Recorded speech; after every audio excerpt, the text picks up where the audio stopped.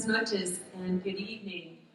First, I want to start by thanking and recognizing Richard Sandoval for all that he does to promote the Latino community in the Inland Empire. I also want to thank him for thinking of me to invite me and to give me this great honor of introducing my very dear friend, Gerry Lopez. For those of you who know Gerry, you are probably well aware that he did not grow up in Riverside. He grew up in Los Angeles, and he attended UCLA Law School. Shortly after graduating from UCLA, he came here to Riverside County and became a career prosecutor.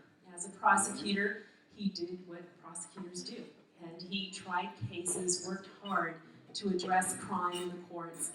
But soon after he began his career, Grover Trask approached him along with Craig Dadig and asked him to engage in a very, very important duty. And that was to start a first-of-its-kind program called YAT, or Youth Accountability Teams. Working together with the Sheriff's Department, probation, and with community leaders, he worked really hard to create teams that went across all of Riverside County to work with at-risk youth and direct them in a more positive path in their lives. Well, after he did that and created a marvelous program that still exists today, he was asked by Rod Pacheco to start yet another program, and that was Project Safe Neighborhoods. Working with community leaders and working with communities across all of Riverside County, he worked to address the very, very critical and problematic area of gang violence. And in those years, he has worked to give speeches across Riverside County. He has worked with countless individuals who are entrenched in gangs to move them in a direction that is far more positive. You might ask why he would give up the limelight of being a prosecutor. Obviously, when you're handling some of the most difficult cases in our courts, you get quite a lot of attention, and you're oftentimes in the newspaper and in the media. But I'd like to share with you a very short story, and I think that gives some insight as to why he's done that. Many years ago, when Gerry was a very young prosecutor, he came down with a very difficult and critical illness. It affected his immune system, and it left him paralyzed for the most part. I remember when I got the word, and I rushed to the hospital. He was in critical care in the intensive care unit. And in my frantic and very, very panicked state, I rushed and broke through the doors and found Gerry and his beautiful wife, Patty, in complete calm and peace reading the Bible. In stark contrast to my panicked state. Years later, when I talked to Gerry about that and about his recovery and his commitment to community service, I came to understand and learn two things. One, the very deep, sincere, unconditional love and faith that he has for our Lord. Second, I came to understand that he and his wife do not see life as something that you're entitled to. They see life as something that they're deeply grateful for. So they use each and every day as an opportunity to give thanks. And if you hear me getting emotional, it's because I love them so much. So they have dedicated their lives to public service, and they have reached out and touched the lives of so many. I have personally witnessed Gerry work with at-risk youth, gang members, giving them hope where there was no hope, providing an avenue for them to have opportunity and success where they were in deep despair and fear. I'd like to share with you a brief video, and if you'll join me in watching it, that will give you a little bit more insight into his commitment to community service. So, ladies and gentlemen, I hope you'll join me in welcoming Gerry Lopez, the 2014 Inland Empire Community Advocate.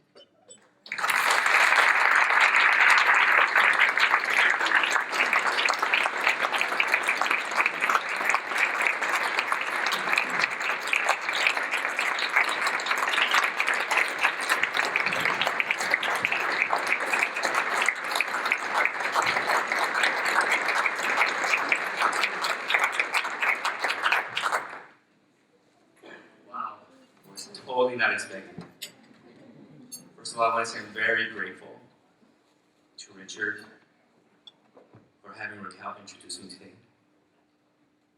She's a very dear and special friend that I've known for about 23 years. Somebody I admire and respect so much. I'm not even worthy to call her friend. But thank you for that beautiful introduction. It's amazing. And to be introduced by the first and only Latina judge in Riverside County. I'm proud of that.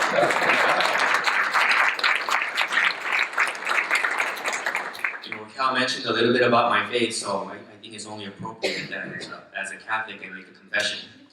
And the confession is this. The award was actually originally supposed to go to Gerry Lopez, right? But Richard Sandoval has a somewhat elderly, somewhat hard of hearing press secretary. Instead of contacting Gerry Lopez, she contacted Gerry Lopez. Well, when Richard found out, he became furious.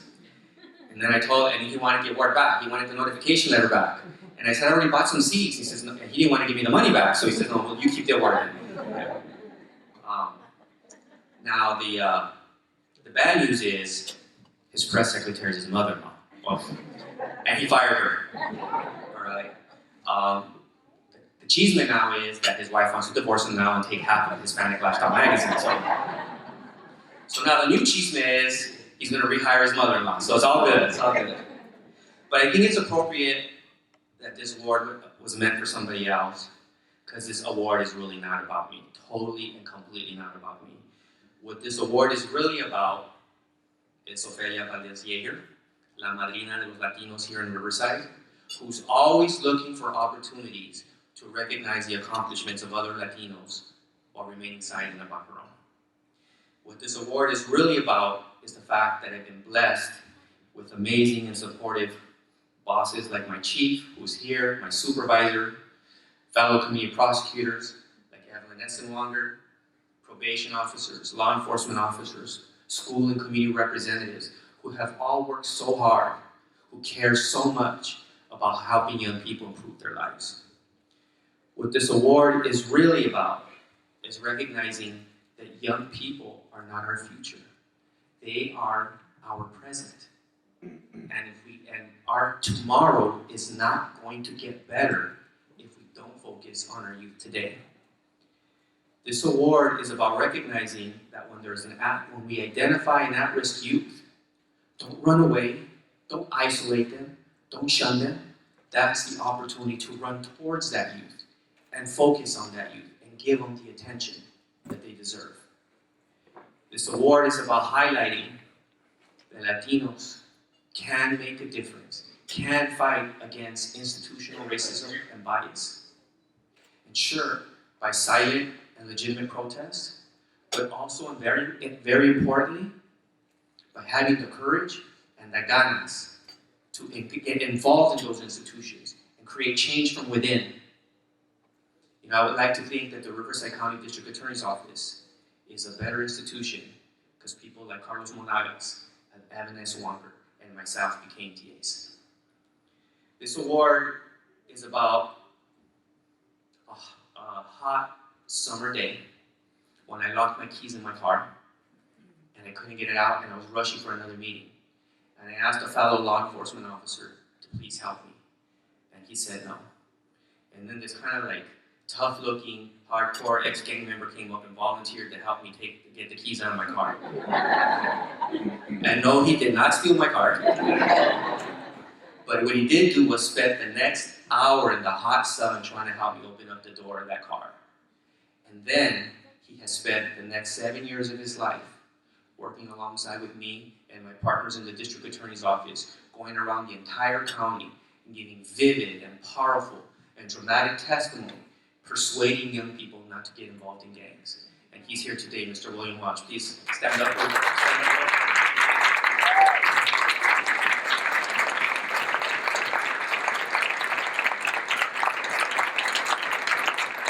This award is about hope and celebrating with an amazing young Latina single mother, Araceli Ramos, who's also with here today. Araceli, would you please stand up?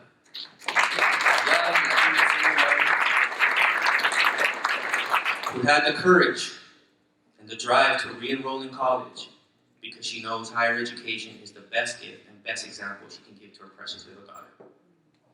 This award is about celebrating with a spiritually gifted woman, Lupita Orozco. Lupita, would you please stand up?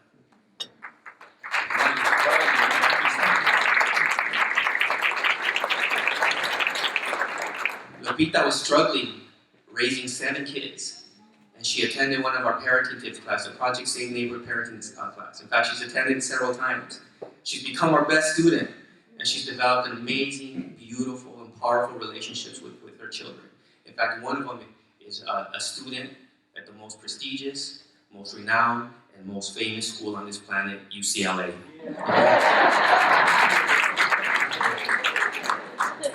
This award is about recognizing my beautiful family, my wife Patty, who's here, my son Gerry Jr., my son Cisco, my daughter Teresa, my son Diego, and my mother-in-law Tina. They're all right here with me today. Unlike Richard, I love my mother-in-law, and she treats me like a son, and I'm blessed to have her here with me today. And my family's been extremely supportive. They support the work that I do. They have never complained, even when it took me away from home so many times. Even though I was gone on nights and weekends, they always supported me, and they never complained. And I want to say that my wife, Patty, is the epitome of the ideal Latina woman. She's beautiful, she's feminine, she's hardworking and dedicated. She was recognized as one of the top dual immersion teachers in Riverside County, and yet she comes home and works so hard to be a wife and a mother. She's strong, she's picosa, sabrosita, and your typical cachanilla from Mexicali. She's very strong, but I have to admit she does have 2 weaknesses. Number 1, she can't resist ice cream, and number 2, she can't take her hands off of me. Like, so yes, I have a woman that spanks me too, but it's aquí, right? So now you know why I've been so tired. But anyway, as I wind down, and I do want to repeat that this award is not about George Lopez, it's not about Gerry Lopez, it's about sharing a special story about a young, humble, poor Mexican couple who left everything behind: their beloved parents, their siblings, their friends, their possessions, their comfort zone, their country, to come to the U.S. so that their future children would have a better way of life.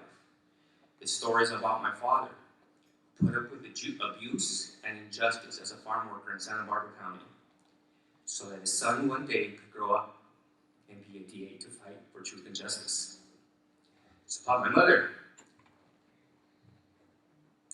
who was never employed in this country, but had the most important job in the world, raising 5 kids in Northeast Los Angeles, fighting so hard to keep us out of gangs, drugs, and delinquency, so that one day her son would grow up and help other parents keep their kids out of gangs, drugs, and delinquency. My parents were never able to afford or give us expensive toys or clothes or lavish trips, cars, the latest technological gizmos, but what they gave us was more precious than gold.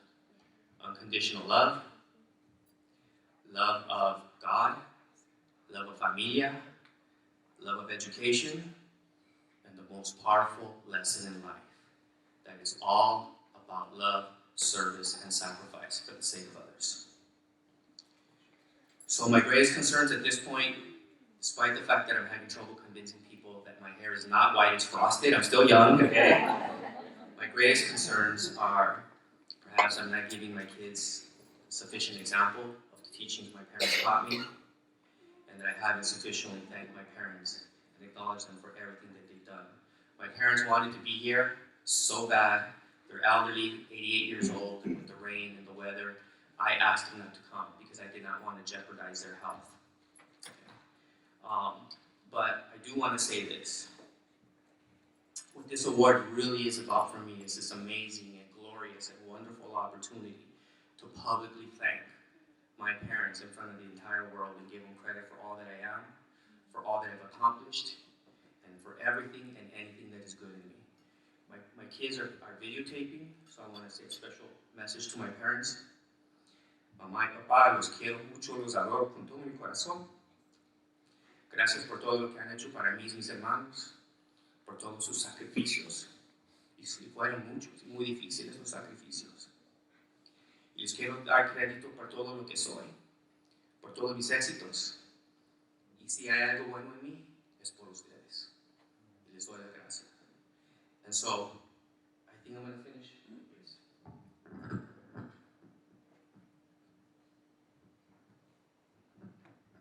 Please. Mamá y papá, les dedico este reconocimiento. Se lo dedico completamente y les pido su bendición, porque yo hago nada sin su bendición y las bendiciones de Dios.